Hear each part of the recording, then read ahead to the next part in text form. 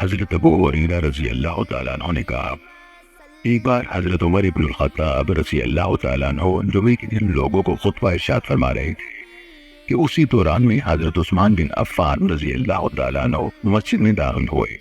हजरत उमर रजी अल्लाह तआला अन्हु ने उन पर तारीज़ की यानी एतराज़ किया और कहा, लोगों को क्या हुआ कि अजान के बाद देर लगाते हैं। हजरत उस्मान रजी अल्लाह तआला अन्हु ने कहा, अमीरुल मोमिनीन, मैंने अजान सुनने पर इससे ज्यादा कुछ नहीं किया कि वुज़ू किया है और हाजिर हो गया हूं।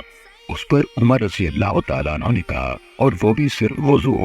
क्या तुम लोगों ने रसूलुल्लाह सल्लल्लाहु अलैहि वसल्लम को ये फरमाते नहीं सुना, जब तुम में से कोई जुमे के लिए आए तो वो गौस्ल करे।